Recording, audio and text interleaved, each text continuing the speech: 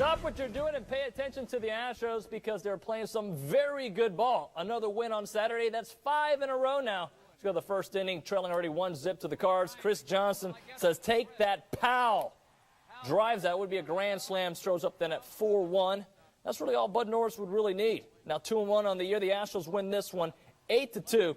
They go for their second straight sweep on Sunday. Let's do some college baseball. Rice and U of H throughout the record books. Bottom of the ninth, Michael Futo with the squeeze. There's the squeeze. And check out Michael Rattery scoring. This would make it game tied at 2. Let's go to the top of the 10th now. Jake Runt with the single would put University of Houston up 3-2. Then bottom of the frame, it's time for a Rice rally. Jeremy Rathjen with the sac fly to center for the game winner. Rice wins this one 4-3 in 10. Let's get your popcorn ready because this is special. The Woodlands played home to 9 golf legends. Most came to see 4 guys who laid the foundation for the game today. Jack Nicklaus, Arnold Palmer, Gary Player, and Lee Trevino headlining a Legends exhibition here in town during the Champions Tour Insperity Championship. These pros recognize how special the weekend is, one that may never happen again. I'm just happy to be here, and certainly since I'm the oldest. Look at me, you are. It's been a pleasure. Thank you very much.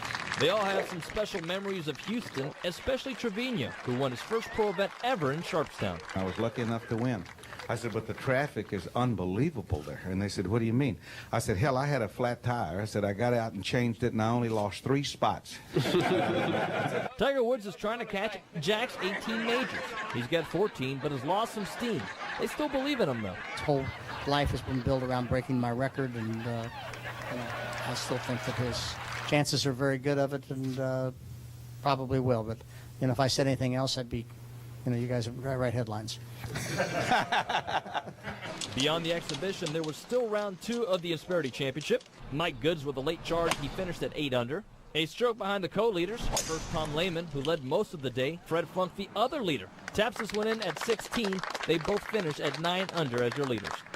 When the Dynamo moved to Houston, they were promised a brand new stadium. They had to wait 6 years, but on Saturday, the players finally got to see the brand new BBVA Compass Stadium. And they weren't the only ones. Season ticket holders were invited to check out the new stadium and take in an exhibition. For Brian Ching, his dream has been realized. I've always wanted to be here. I've always wanted to end my career here, and to be able to open it and to be able to end it in a venue like this is going to be pretty special. There was a little hiccup there. I got a little nervous. I might not be around for it, but the things worked out in the end. I'm just happy that it has. Fans were just happy to take it all in. It's magnificent, state-of-the-art. I can't wait till the 12th when all the stands are full. Yeah, it's much more intimate. Like they said, there is no bad seat here. Everybody is right on top of the action. I like it. I think it's pretty big. It's a lot of orange fever. I imagine it's going to be completely orange, and that is just fabulous for the Dynamo. If the atmosphere of the scrimmage was any indication, the home pitch advantage could net some victories for the Dynamo. The heat.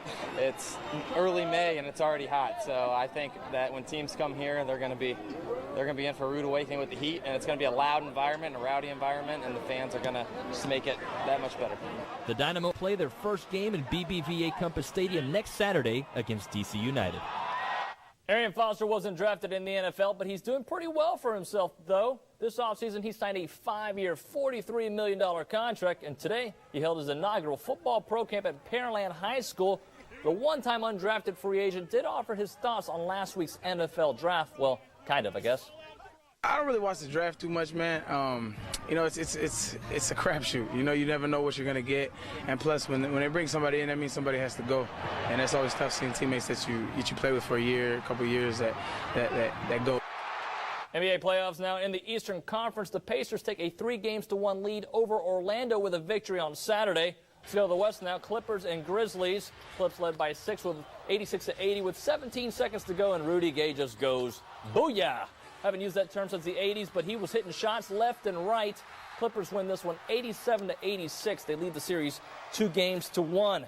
Last season's NBA champs are no longer the champs because they just got swept by the Oklahoma City Thunder on Saturday, losing 103-97. James Harden leading the way with 29 points. Nationwide Series race at Talladega, Joey Logano the winner, just barely over Kyle Busch, but the concern was for Eric McClure, but a bad accident. He was sent by helicopter to a hospital. McClure's publicist says he's alert and stayed overnight on Saturday for observation. To the 138th running of the Kentucky Derby, Bob Baffert's Bodemeister was a 5-1 favorite to win, but was just caught before the line by I'll Have Another. Yes, I will. Jockey Mario Gutierrez making his Derby debut. What a way to win it. The horse was a 15-1 favorite in one of the most balanced fields in Kentucky Derby history. And that is a look at sports. Have a great Sunday, folks.